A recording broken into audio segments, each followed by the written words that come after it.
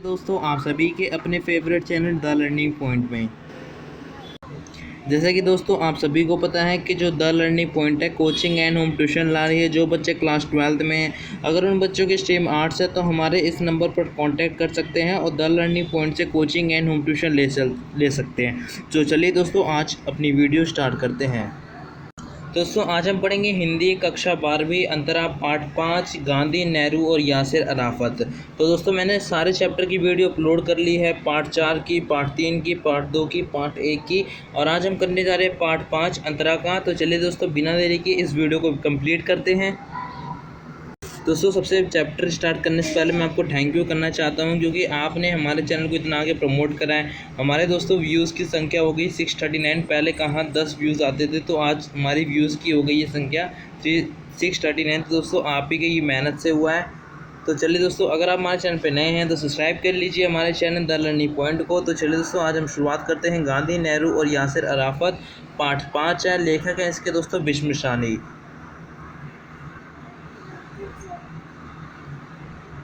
चलिए मैं रुकी पेंसिल लेता हूँ।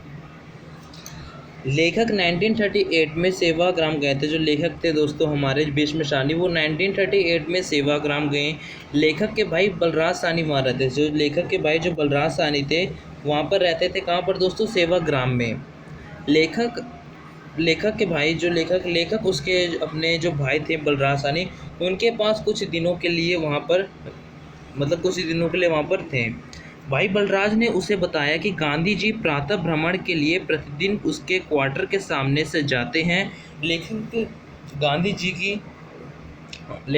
जी के साक्षात दर्शन करने के लिए उत्सुक था।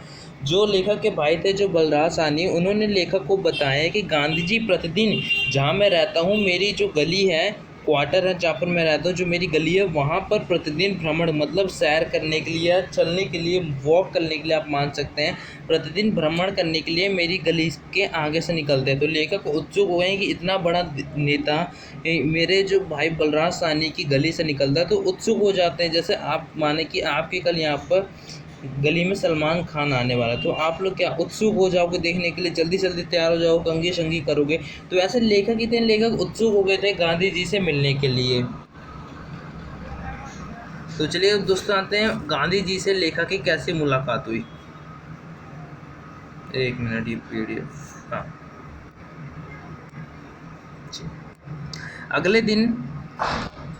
अगले दिन की सुबह, मतलब जो लेखक थे हमारे बिस्म सानी, अगले दिन की सुबह लेखक जी जल्दी जल्दी उठ गए, नहा धोकर तैयार हो गए और सैर पर निकलने के लिए चले गए। मतलब जो वहाँ पर जहाँ से गांधी जी जाते हैं, बलराज सानी की जो उनके भाई की जो गली थी, उसी गली में जाते थे गांधी जी।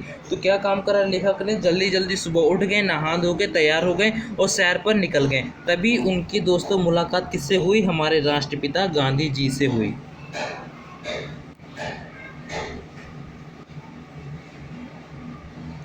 अब चलिए जानते दोस्तों गांधी जी के साथ उनका कैसा व्यवहार। जब उनकी गांधी जी से मुलाकात हुई तो वो गांधी जी को देखकर रोमांचित हो गए। मतलब देखने लगे कि इतना बड़ा लीडर, इतना बड़ा आदमी आज मेरे सामने।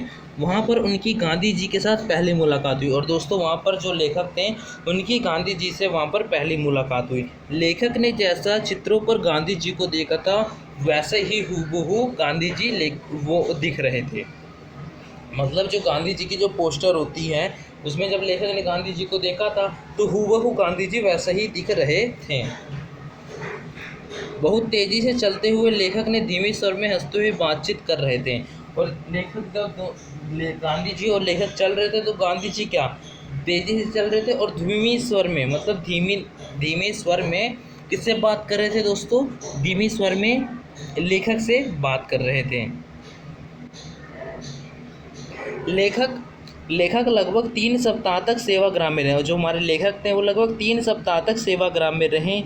यहाँ पर उन्हें अनेक जाने माने व्यक्ति देखने के लिए, जहाँ पर उनके भाई बलराज सानी रहते थे, वहाँ पर लेखक 3 सप्ताह तक रहे थे और वहाँ पर उसे अनेक जाने माने व्यक्ति देखने को मिले। चलिए जानते कौन से व्यक्ति थे। पहले दोस्तों थे पृथ्वी सिंह आज़ाद, मीराबेन खान अब्दुल्ला गफ़ार खान। आपने पॉलिटिकल में, अगर आपने क्लास 12 की पॉलिटिकल पढ़ रखी होगी तो आपने इसमें सारे नाम जान रखे होंगे। राजेंद्र प्रसाद, ये सब दिखे थे वहाँ पर, कहाँ पर दोस्तों, सेवाग्राम में। अब दोस्तों जानते हैं रोगी बालक। आश्रम के बाहर सड़क के किनारे एक 15 साल वर्षीय बालक जोर जोर से हाथ पैर पटक रहा था और चिल्ला रहा था और बापू कह के पुकार रहा था। दोस्तों जो बापू है, बापू आप कोई अलग व्यक्ति मत समझ लेना, बापू गांधी जी हैं, क्योंकि गांधी जी को बापू भी बुलाया जाता था, कि कोई आप समझ लो बापू कहाँ से आ गया था। दोस्तों बापू गांधी जी हैं। अब दोस्तों क्या हुआ, एक रोगी बालक है जो गांधी जी का आश्रम था, गांधी जी के जो आश्रम के जो बाहर सड़क थी ना, वहाँ पर एक 15 साल का लड़का जोर जोर से हाथ पैर पटक रहा था, मतलब हाथ पैर पटक रहा था और चिल्ला रहा था और बापू बापू कह के पुकार रहा था। गांधी जी वहाँ गए और बालक जो पैर पटक के जो बालक रो रहा था, उसके फूले पेट को देखकर उसकी परेशानी समझ गए, मतलब जो उसका फूला पेट था उसकी परेशानी समझ गए कि इस बालक को क्या बीमारी है, ये बालक क्यों रो रहा है, इसका पेट क्यों फूला है।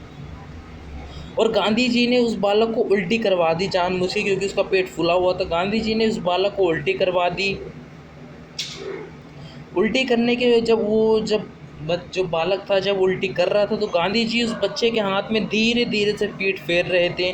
जब उस बच्चे की तबीयत ठीक हो गई तो गांधी जी ने उसे समझाया कि अधिक मात्रा में गन्ने का जूस मत पिया करो। मतलब ये आता है कि लड़के ने गन्ने का जूस पिया था, तभी लड़के का पेट फूला, तभी उसको उल्टी हो रही है। फिर गांधी जी कहते हैं कि तुम अधिक मात्रा में गन्ने का जूस मत पिया करो, नहीं तो बार बार ऐसी और भी कठिनाइयाँ आ जाएंगी। बालक ने गांधी जी की बात मान ली। जो बालक था दोस्तों, उसने गांधी जी की बात मान ली। फिर गांधी जी ने बच्चे को लेटने को कहा। इससे पता चलता है कि गांधी जी का व्यक्तित्व बच्चे के प्रति कितना अच्छा था। मतलब गांधी जी का इसमें व्यक्तित्व को दर्शाया है कि जो गांधी जी थे वो बड़ों के साथ अपना अच्छा संबंध रखते थे और छोटे छोटे बच्चे उनके साथ भी अच्छा संबंध रखते थे। अब दोस्तों यहाँ से पूरा गांधी जी का हमारे ख़त्म हो चुका है कि गांधी जी, ये इधर आपको दिखाता हूँ। इसमें दोस्तों गांधी जी सबसे पहले थे, तो यहाँ पर आपको ये गांधी जी सबसे पहले थे दोस्तों। तो मैंने गांधी जी के बारे में आपको बता दिया। फिर हम अब पढ़ेंगे नेहरू जी के बारे में, फिर हम पढ़ेंगे यासिर अराफत जी के बारे में। तो गांधी जी के बारे में दोस्तों कंप्लीट हो चुका है। अब चलते हैं नेहरू जी के बारे में।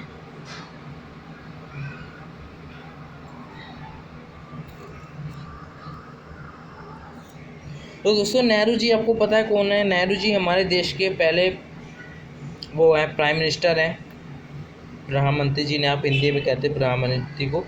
तो नेहरू जी हमारे देश के पहले प्रधानमंत्री हैं। अब चले जानते हैं नेहरू जी की कुछ जीवन के कुछ थोड़े शब्द। नेहरू जी कश्मीर यात्रा पर आए थे। जो नेहरू जी थे दोस्तों कश्मीर यात्रा पर आए थे। उनका भव्य स्वागत हुआ तथा शेख अब्दुल्ला के नेतृत्व में उनकी झेलम नदी में शहर के एक सिरे से दूसरे सिरे तक नावों में उनकी शोभा यात्रा निकाली गई। लेखक पंडित नेहरू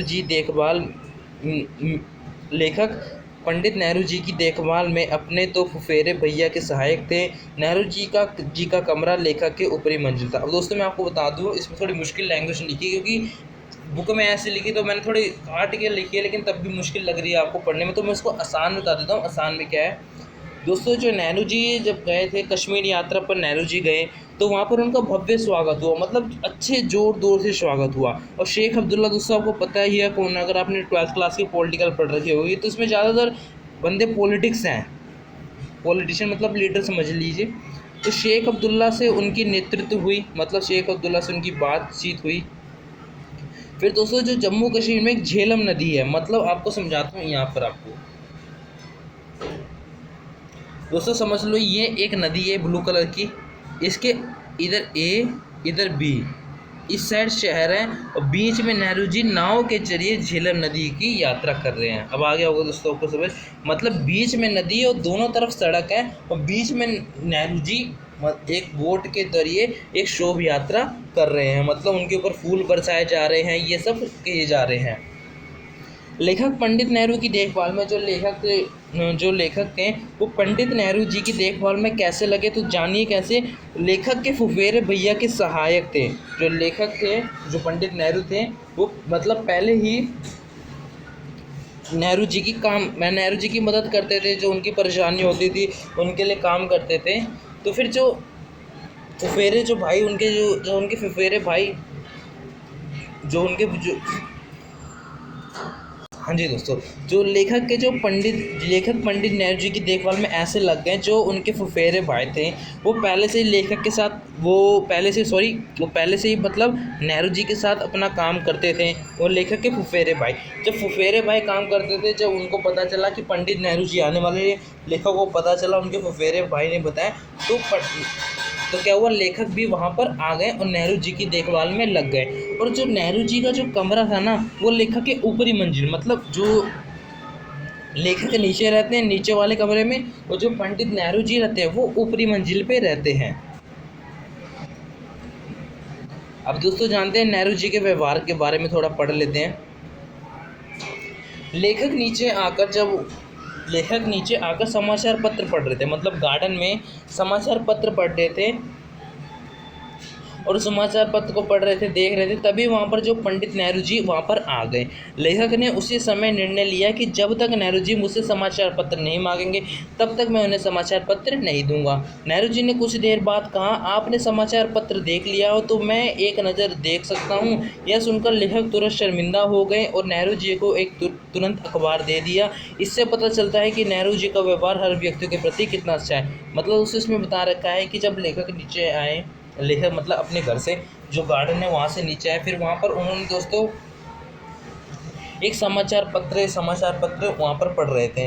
तो जब समाचार पत्र पढ़ रहे थे तो वहाँ पर कौन आ जाते हैं दोस्तों, वहाँ पर आ जाते हैं नेहरू जी। जब लेखक ने नेहरू जी को देखा, तो लेखक ने निर्णय लिया कि नेहरू जी जब तक मुझसे समाचार पत्र नहीं मांगेंगे, तब तक मैं उन्हें समाचार पत्र नहीं दूंगा, मतलब समाचार पत्र नहीं दूंगा।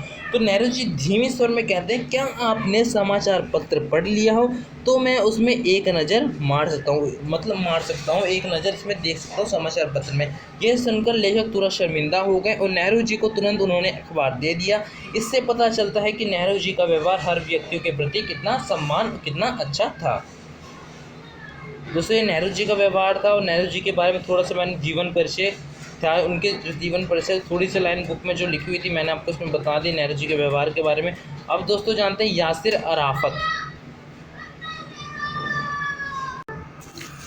अराफत के बारे में जानते हैं।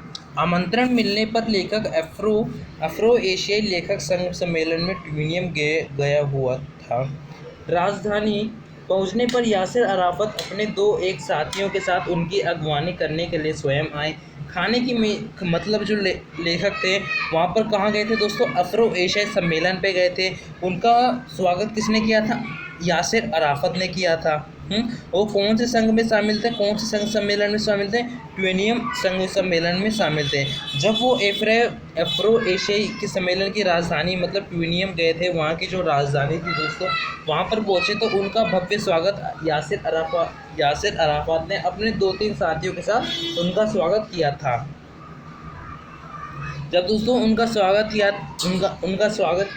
तो जब यासिर अराफत जी लेखक के लिए जो खाने के लिए जो फल लाए, तो खाने के लिए फल लाए या खाने की मेज़ पर लेखक को बैठाया, तो खाने की मेज़ पर जब लेखक को बैठाया तो यासिर अराफत खुद ही फल छील रहे थे तथा शहद की खुद ही फल छील रहे थे और उनको खिला रहे थे, और शहद की चाय बनाई तथा हाथ धोने गए। तो जब लेखक थे हमारे बीच में शाने, जब हाथ धोने गए तो यासिर अराफत तौलिया लेकर खड़े हुए थे।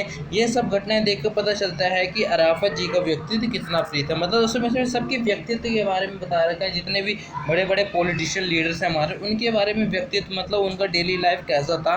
तो यासिर अराफत का भी कुछ ऐसा था। आप सब में कुछ एक शब्द अच्छा लिख सकते हो, एक लाइन सब में, जितने भी हमने 3 पढ़े हैं उनमें आप एक लाइन कॉमन लिख दो, ये सबसे अच्छे व्यक्ति थे, इनका रहन सहन काफ़ी अच्छा था, ये सबके साथ अच्छा व्यवहार करते। तो कोई प्लस पॉइंट के नंबर में बता रहा हूँ कि आप तीनों में एक पॉइंट डाल सकते हो। दोस्तों यहीं से ये चैप्टर ख़त्म होता है यासिर अराफत के गांधी जी और नेहरू के बारे में। हम दोस्तों बात कर लें इसके इम्पोर्टेंट क्वेश्चन की। चलिए इम्पोर्टेंट क्वेश्चन की ओर बढ़ते हैं। तो चलिए दोस्तों इम्पोर्टेंट क्वेश्चन देखते हैं। महत्वपूर्ण प्रश्न पहला है दोस्तों, रोगी बालक के प्रति गांधी जी का व्यवहार कैसा था। दूसरा है दोस्तों, लेखक का गांधी जी के साथ चलने का पहला अनुभव कैसा था। तीसरा दोस्तों, फ़िलिस्तीन के प्रति भारत का रवैया बहुत ही सहानुभूति प्रेरण समर्थन क्यों भरा था। दोस्तों ये सभी तो आपने मैंने जब चैप्टर पढ़ाए होंगे, ये ऊपर के 2 क्वेश्चन तो आपको पता ही होंगे। अगर आपको इनके आंसर नहीं पता तो मैंने अपना नंबर डिस्क्रिप्शन पर डाल रखा है, आप वहां से आंसर ले सकते हैं। दोस्तों आज ही आपको पता चल गया होगा।